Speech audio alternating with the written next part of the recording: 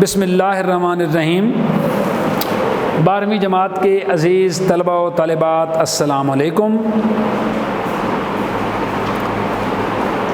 मैं प्रोफेसर तारिक नईम बदर the concept academy Islamabad के शोबा उर्दू से आपसे मुखातिब हूँ। अज़ीज़ तलबा व तालिबात, सबक आजकल हम पढ़ रहे हैं फ़ाक़ा में रोज़ा सल्तनत मुग़लिया के जो दारुल हुकूमत था दिल्ली, और उसके बाद उसके ज़वाल की दास्तान है, दिल्ली की बर्बादी की दास्तानें हैं। बहादुर शाह ज़फ़र जो कि आखिरी मुग़ल बादशाह था, उसके बाद जो हिंदुस्तान के हालात थे, उनके जो ख़ानवादे पे क्या गुज़री, ख़ानदान पे क्या गुज़री, उसके हालात इसमें मुख्तसरन बयान हुए। तो वो हम रहे हैं आजकल पढ़। तो मेरी कोशिश है कि हम आज ये सबक मुकम्मल कर लें और इंशाअल्लाह अगले लेक्चर में हम इसकी मशक़ करेंगे। तो साथ साथ जिस तरह हम जो कर सके उस पे हम साथ साथ करेंगे इंशाअल्लाह। पढ़ेंगे भी, किताबें खोल के बैठे हैं, सफ़ा नंबर 22 है। पेंसिलें कापियाँ लेके बैठे हैं, मुश्किल अल्फाज के मानी अपने पास लिखा करें। मैं बोर्ड पे लिखता हूँ, कोई रह जाए पूछ लिया करें, कोई बात समझ ना आई हो, तशरीह तलब हो, वो भी पूछ लिया करें। तवज्जो से लेक्चर सुना करें। इंशाअल्लाह एक एक बात, एक एक लफ्ज़ आपके काम आएगा। बाअदब बानसीब होता है, बेअदब बेनसीब होता है। बाअदब बने, उस्ताद की बात पे अमल करें। इंशाअल्लाह उस्ताद हमेशा आपकी भलाई चाहता है, आपकी बुराई नहीं चाहता। सबक की तरफ आते हैं। सफ़ा नंबर 22 पे आखिरी पैराग्राफ से हमने शुरू करना है। तो कहा कि चूँकि वो सारी उम्र नाज व नेमत में पली थी, नाज व नेमत जिसको हम कहते हैं नाज नखरा, मानी अच्छी तरह से उसकी जो तरबियत हुई, वो जो बचपन से ही उसके लाड उठाए जाते रहे, उसकी हर ख्वाहिश पूरी की जाती रही, तो इस तरह के नाज व नाम में और अच्छे हालात में उसकी परवरिश हुई। गदर की मुसीबतें, गदर पे मैं पहले भी बात कर चुका हूँ। गदर के मानी हैं, अंग्रेज़ों ने इसके मानी कहे बगावत। अंग्रेज़ों के नज़दीक गदर जो है ये बगावत के मानों में इस्तेमाल हुआ, जबकि मुसलमानों के नज़दीक ये जंग आज़ादी थी 1857 की, जिससे मुसलमानों को शिकस्त हुई और जितने इलाके बाकी रह गए थे उन सब के ऊपर कब्ज़ा हो गया, किसका? अंग्रेज़ों का, और वो पूरे हिंदुस्तान पे काबिज़ हो गए। बादशाह को, जो आखिरी बादशाह बहादुर शाह ज़फ़र था, उसको माज़ूल कर दिया गया। गदर की मुसीबतें ही उनकी हलाकत के लिए काफ़ी थी। बीवी की बात कर रहा है। खैर इस वक्त तो जान बच गई, मगर ये बाद का झटका ऐसा बुरा लगा कि जान ले कर गया। यानी वहाँ पे जब गदर हुआ, जंग आज़ादी की लड़ी गई, तो उस वक्त तो जान तो बच गई। इतनी तकलीफ़ में मुब्तला हम नहीं हुए थे, लेकिन उसके बाद ये जो बुखार आया और इतनी मुश्किलात और परेशानियाँ और दुख और तकलीफ़ें झेलनी पड़ी, ये उससे बर्दाश्त नहीं हुई और वो तमाम दुखों को लेकर इस दुनिया से रुखसत हो गई। सुबह हो गई, गांव वालों को खबर हुई तो उन्होंने कफन वगैरह मंगवाया और दोपहर तक ये मोहताज शहज़ादी गोरे गरीबा में हमेशा के लिए जा सोई। गोरे गरीबा, गोर के माने मेरे बच्चे होता है कब्र,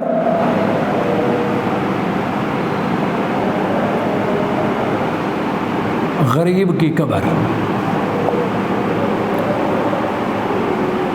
यानी वो शहज़ादी जिसने कभी कोई तकलीफ़ देखी ही नहीं थी, आज वो मांगे तांगे का कफन पहन के शदीद गुर्बत और सख्त मुश्किलात में मुब्तला होने के बाद, सख्त तकलीफ़ में मुब्तला होने के बाद इस दुनिया से रुखसत हो गई और उसको दफन कर दिया गया।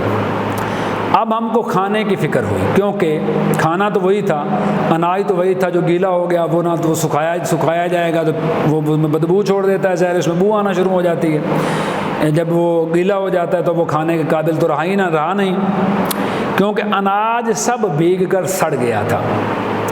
गांव वालों से भी मांगते हुए लिहाज आता था। यहाँ पे लिहाज से मुराद है शर्म, अच्छा ना लगना, बुरा लगता था। लिहाज से मुराद यहाँ पे शर्म है, शर्म आती थी। वो भी हमारी तरह से मुसीबत में मुब्तला थे, पानी सबके लिए चढ़ा, सब घरों में पानी था। ताहम हमारे गांव के चौधरी को खुद ही ख्याल हुआ और उसने कुतुब साहब से 1 रुपये का आटा मंगवा दिया। बहुत बड़ी रकम थी उस ज़माने में, 1 रुपया। चौधरी साहब ने 1 रुपये का आटा मंगवा के दे दिया। वो आटा निस्फ के करीब खर्च हुआ होगा कि रमज़ान शरीफ का चाँद नज़र आया। यानी वो 1 रुपये का जो आटा था वो आधा तकरीबन खर्च हो चुका था कि रमज़ान शरीफ की आमद हो गई। वालदा साहिबा का दिल बहुत नाजुक था, वो हर वक्त गुज़श्ता ज़माने को याद किया करती थी, क्योंकि रमज़ान के तो बाकायदा एहतमाम हुआ करते थे शाही माल में, कई किस्म के खाने, सहरियाँ, अफ्तारियाँ, बड़ा निज़ाम हुआ करता था। और अब हालत ये थी कि खाने को आटा भी नहीं था। ज़माने का चाँद देखकर रमज़ान का चाँद देखकर उन्होंने एक ठंडी सांस भरी। सांस मुन्नस है, आपकी किताब में ठंडा लिखा हुआ है, ये गलत है। सांस आती है, सांस आता नहीं है। बहरहाल ठंडी सांस भरी कर लें और चुप हो गई। मैं समझ गया कि उनको अगला वक्त याद आ गया है। तसल्ली की बातें करने लगा जिससे इनको कुछ ढारस हुई। ढारस के मानी होता है हौसला, हिम्मत। ढारस मानी हिम्मत, हौसला।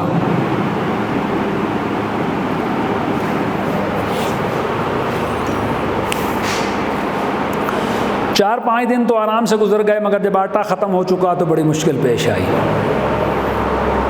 अक्सर कहता होता हूँ मैं, अच्छे वक्त में बुरे की उम्मीद रखनी चाहिए, बुरे में अच्छे की उम्मीद रखनी चाहिए। हर रात के बाद सहर है, हर दिन के बाद रात है।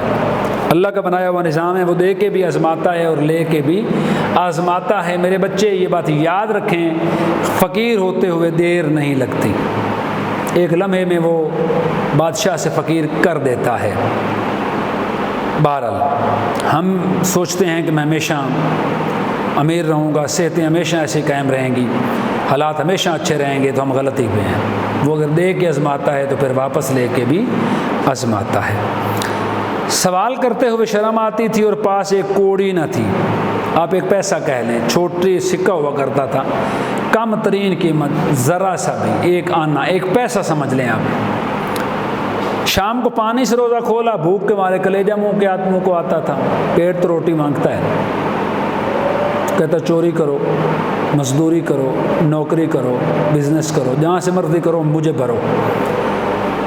पेट रोटी मांगता है मेरे बच्चे, ये बात याद रखना है। दुनिया का सबसे बड़ा मज़हब भूख है। इस फोरम पे ये बात नहीं करनी चाहिए। लोग कहेंगे कि सर ने पता नहीं क्या कह दिया। यकीन कीजिए, अरबों में चंद लोग ऐसे होंगे जो समझते होंगे कि नहीं, इस्लाम ही सब कुछ है, दीन ही सब कुछ है, अल्लाह के सामने गिड़गिड़ाओ, भूखे रहो। नबियों की ये सुन्नत है, इंसान ऐसा नहीं हो सकता। भूख दुनिया का सबसे बड़ा मज़हब है। आपका पेट भरा हुआ है, आपकी बातें भी असर करेंगी, आपको बातें करनी भी आएंगी, लोग आपकी बातें सुनेंगे भी। आपके पेट में रोटी नहीं है, जेब में पैसा नहीं है, आप जितने मर्जी बड़े आलिम हैं, कोई आपकी बात भी सुनने को तैयार नहीं है। वो करीब तरीन अजीज़, वो करीब तरीन लोग जो सारी उम्र साथ रहने के वादे करते थे, सारी उम्र साथ निभाने के दावे करते थे, हालात बुरे हो जाएं मेरे बच्चे तो वो सामने से आते हुए रास्ता छोड़ देते हैं। अगर देख रहे हैं, हो सकता है ये 100 रुपया मांग लें। वालदा साहिबा की आदत थी कि इस किस्म की तकलीफ़ के वक्त बयान कर कर के रोया करती थी।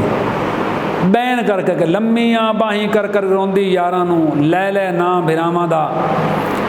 वो पुराने वक्तों को याद करके बैन किया करती थी, ऊंची आवाज़ में रोया करती थी, पुराने वक्तों को ऊंची ऊंची आवाज़ में याद किया करती थी। मगर आज बड़े इत्मीनान से खामोश थी, हालात से समझौता कर लिया था, पता चल गया था कि वो दिन दोबारा आने वाले नहीं हैं। उनकी खामोशी और इत्मीनान से मेरे दिल को भी सहारा हुआ और छोटी बहन को, जिसके चेहरे पर भूख के मारे हवाइयाँ उड़ रही थी। हवाई कहते हैं वो शुरली को, बोतल में रखते हैं ना, आग लगाते हैं तो वो ऊपर जाके शूं करके फटती है, तो उसमें से शरारे निकलते हैं। तो उसके चेहरे पे हवाइयाँ उड़ने से मुराद ये कि भूख से बुरा हाल था। ये मुहावरा है, हवाइयाँ उड़ना। दिलासा देने लगा। वो मासूम भी मेरे समझाने से निढाल होकर चरपाई पर जा पड़ी और थोड़ी देर में सो गई। बहन को समझाया बेटा पैसे आ जाएंगे, छोटी बहन है 10 साल की, समझाया बहलाया फुसलाया तो वो सो गई। भूख में नींद कहाँ आती है, बस एक होता सा था, नींद तो नहीं आती। पेट भूखा हो तो नींद नहीं आती, इसमें कोई शक नहीं। एक होता और नातवानी की हालत में सहरी का वक्त आ गया। नातवानी से मुराद होता है कमज़ोरी।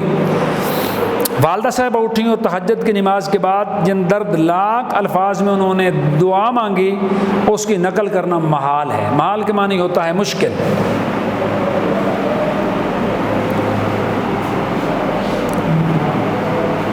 वालदा साहिबा ने दर्दनाक अल्लाह से गिड़गिड़ा के दुआ मांगी, अपनी तकलीफ़ बयान की, अल्लाह के सामने हाथ फैला के आंसू बहा के अपने दिल की तमाम कैफियत को बयान किया।